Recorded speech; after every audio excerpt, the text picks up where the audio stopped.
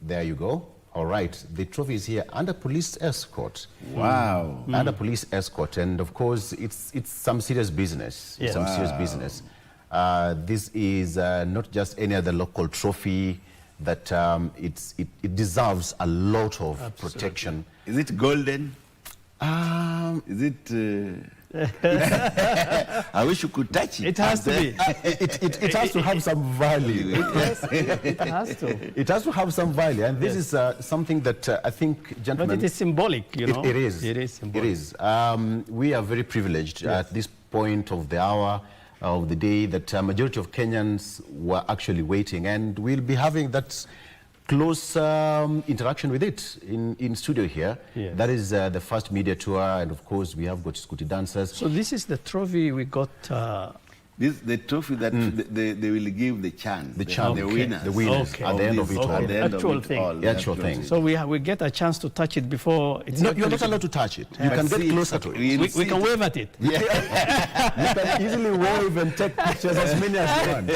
The motivation factor about this thing Yes. is how the winners and the president actually and the ambassador are the Yes. only people who are allowed to touch Yes, it. yes. So perhaps the president will have a close chance, touch. yes. Nobody else. Nobody else. Okay. Talk about Very interesting. government hierarchy and all Yes, that. yes. And the thing. But when we talk about this, So we consider ourselves privileged, Victor. we absolutely are. Okay. We absolutely are. Excellent. When you look at the banner here Yes. behind us, it's about Pamoja, Kenya, Yes. Tanzania, and Uganda. Yes. The whole call idea. about Pamoja, the way it's bring. I mean, gentlemen, just bring it closer to us. How we can bring it, even as we wait for the trophy to arrive Yes. and all that.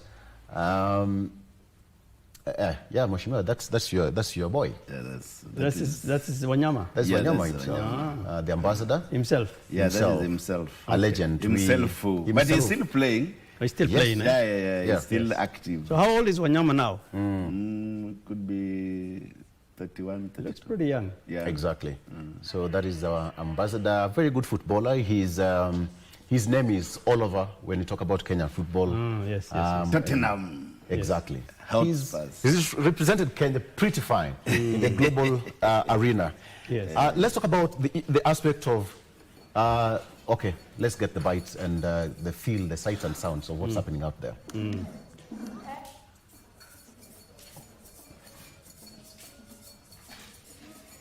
You know, the ball legend is like the father. Really? Yeah, that is how it is.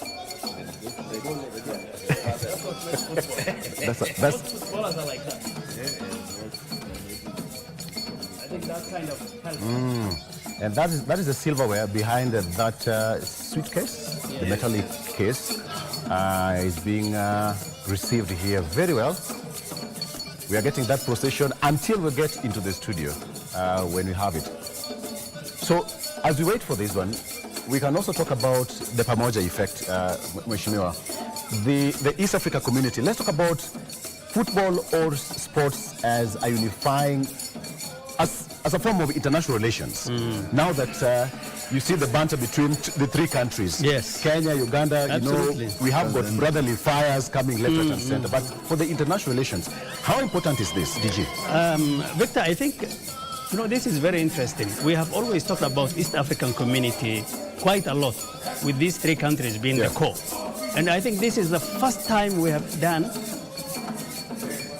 this is the first time we're doing something together, something tangible, something that really translates into what East African community is. And I think it does not only bring the three countries together, but it really shows a lot of value for who we are as a people of the region of East Africa. Okay. Mheshimiwa. You know, Pamoja, for it to be coined like this, it means that these three countries are also struggling to use one language. Yeah. Like Uganda now, we are using Pamoja as a common language. It's a Kiswahili language that brings people together. Unity, togetherness. Unity and everything else together. Even the curriculum, this CBC curriculum and our curriculum, so you find that now the East Africa countries almost have the same curriculum. And we want to unify us through sports and bring them together. So bringing the three countries together, that is how this name Pamoja has come out. All right. Let's cross over to Wahome. Good morning.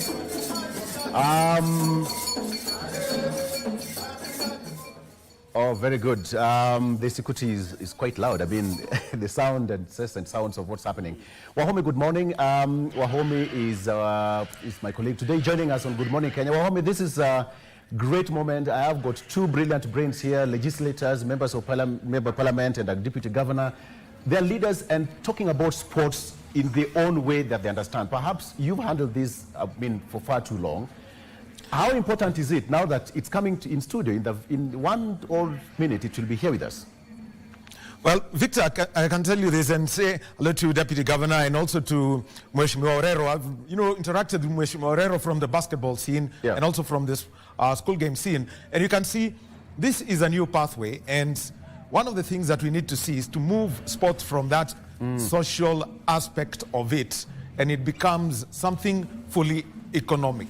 It's all about economics, because that is the most important thing that we've got to know and always deal with it in a very, in a very celebratory mood, so that there is always opportunities for young people.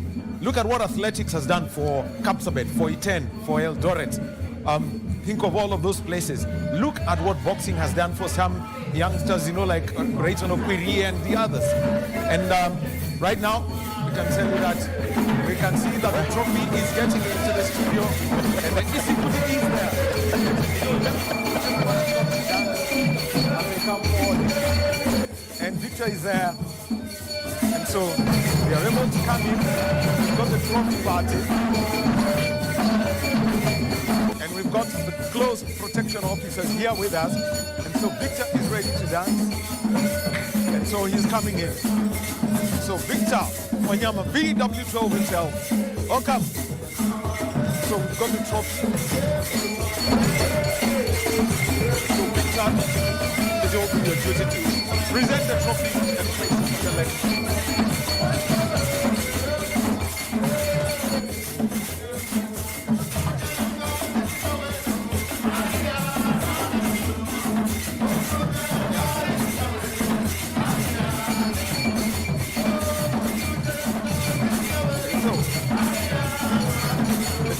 There.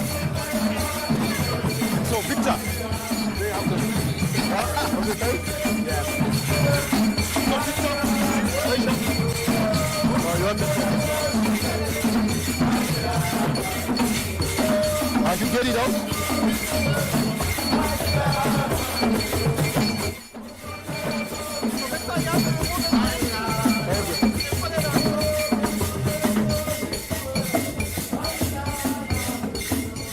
And so the trophy, all gold and all silver, presented by one of the three ambassadors, Victor, the man they call VW12, Wanyama.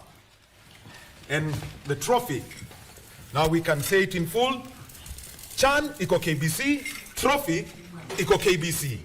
And Victor, welcome. Thank you. Asante sana. Have a seat. And so let's have this conversation now. It's all about this trophy. And Victor, first of all, the moment, you got the call from CAF and you were told you're going to be one of the three ambassadors alongside Mrisho Ngasa and Dennis Onyango. The feeling for you? Yeah, it was a good feeling, especially, Chan being hosted by the three East African countries was an honor, and I'm really grateful.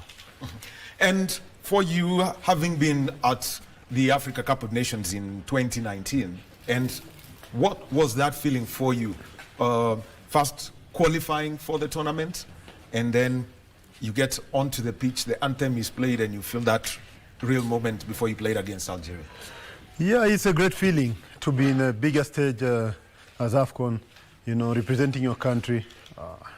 Doesn't get better than that, so it was a great feeling representing my country, and also, fighting for Kenya to be able to show what Kenya's got in terms of talent in football. So it was a great stage for us. For young players, who get into that, and you feel, the anthem is played at this stage, and you say, now this is real. What was it just before you kick off? Yeah, you know, I think every young footballer is a dream to be able to, you know, reach those levels, to be able to get on that stage and represent your country. So as the anthem starts and you're thinking of the occasion, you know, it gets even better when you start playing the game, when the game starts. So everybody, every young footballer looks up on those moments, and those are the moments that they give the young footballers, you know, the hunger to be on the biggest stage, to work hard and to be on that stage. So for me, it's amazing, and it's a great feeling to have to host this CHAN for the young talent here. Also, they can see what our Kenyan team has done also, and you know, they'll be burning inside to be on the same stage. Well, for you, moving around with each trophy, what's the reaction of the people, you know, when they see this, you know, gold and silver trophy that's going to be presented to a winner on Saturday? Yeah, this trophy, you know, it's a big trophy, and as you have said, gold and silver. You know, I wish we could have been still in the tournament, but you know, it is what it is. And you know, still proud of my Kenya team, what they have achieved. But you know, the trophy looks good, and it's great to show the people what CAF has done, and the trophy is amazing. So we'll be set for the winning team. All right, and look, let's talk about the tournament, and first of all, let's talk about the group stages and what you witnessed, skill levels for players who are based in their domestic leagues. I would say the tournament has been really a success so far. You know, the organization, you know, the way they were selling the tickets, the way CAF has arranged everything for the teams, it has been superb. And group stages, they have been really electric. You see how the fans, they have been flocking the stadiums. It has been really good. So I think even bigger things will come when AFCON 2027 will be here. Mm-hmm. And actually, what's been your biggest experience, you know, at any of the matches that you've attended? I think the biggest experience is the turnout of the fans was really good. You know, it shows that we are back in football again as fans, and the fans really pushed our boys, and it's great to see this. You know, it's been a long time since I've seen the numbers in the stadium like what I've seen before in this tournament. So congrats to all the fans, and hopefully this is just the beginning. They'll be doing that also in our leagues, and yeah, we are moving forward. And by the way, even before the leagues come back, as Victor is telling you, there is that slogan about, you know, packing the stadium. Remember, despite this, there is still the final, and after that, and the 5th and the 9th at Kasarani, the Harambee Stars playing in their World Cup qualifiers. Now, let's talk about the impacts and, you know, this kind of tournament would have on a domestic league, because, you know, you've played at the highest level, or played in a Champions League final, but it all started at home. Yeah, sure. You know, the impact of this tournament is huge, especially in the infrastructures. You know, now the pitches, they are really good. They are in a good standard, and you can see if you have good facilities, the boys can play. So one thing is as I said, the facilities, they have been improved, and we've been playing some good football. The other thing also, the young generation coming up, seeing this tournament, you know, getting hosted here in our soil, they'll be working harder to be on the same stage as well, and that's really good. And also the other thing is also, like I can say, is the country gets more visitors, so it's really good to see people from outside coming and you know, exploring Kenya. All right. Well, Victor, across the studio is your namesake, Victor. And Victor, you have one question for our captain here. Absolutely. Captain, first of all, congratulations. Just to inform you that I have your teacher on set, Mwalimu Torero, and he's very proud of you. Member of Parliament of Kibra constituency. He said that you are a very good student. First of all, allow me to ask this question. That trophy has got 54 lines, and that represents something quite symbolic. What does it really mean for us as a continent? Victor? I think the 54 lines, I think, if I'm not wrong, is the countries in Africa.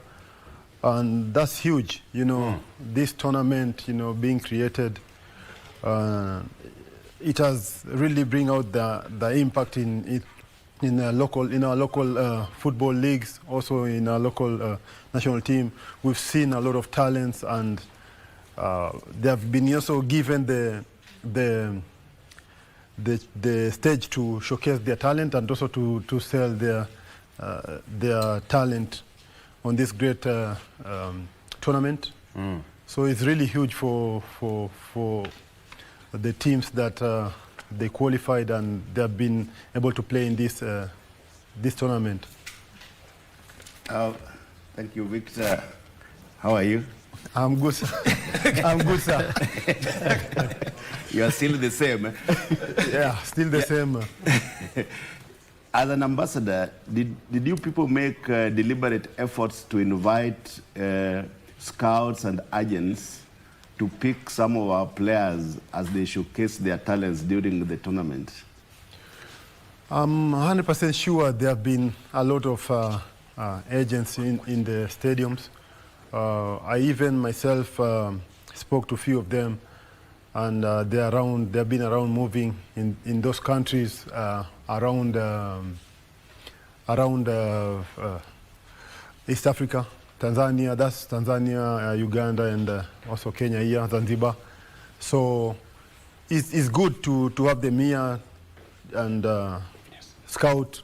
And I know few of them, they have been already been seen, and hopefully they'll get their chance to go to wherever they will go. All right, Deputy Governor. Yes, Victor, thank you very much for coming. I must first say that we are very proud of you as a nation, as Kenyans. You have really branded and carried, you know, our identity to very high levels. So I must take the opportunity to thank you as a leader, a Kenyan leader. But also, more importantly, you have started from very humble background, as I understand. And there are a lot of young Kenyans who are disillusioned, especially following the recent Gen Z protest and the dissent that we have seen in our streets and online.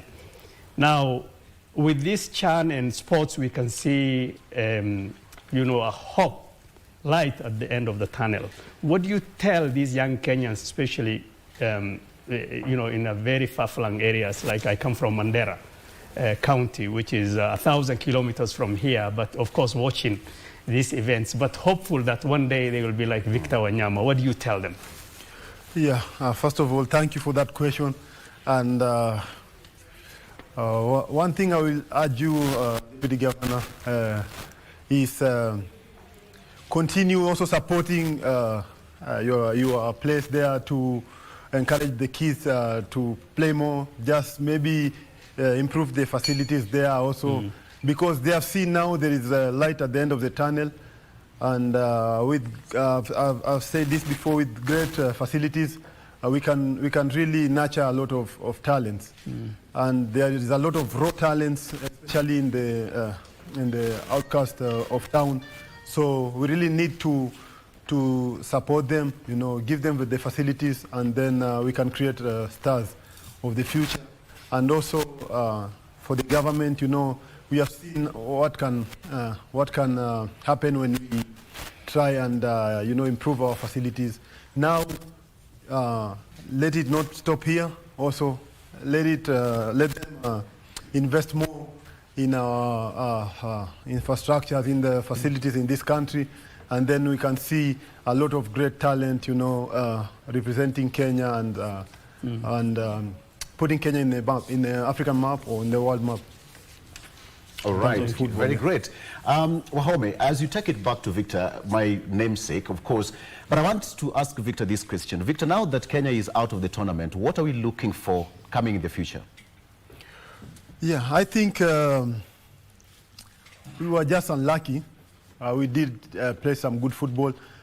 We have done we did improve a lot, and now we've seen what can be done with good preparations, and we have really got a good coach in Benny who can help the players to reach the high level. So we need to support the national team. We need to support Benny. We need to support football in this country, and we will see our country grow as one of the biggest footballing countries in the continent.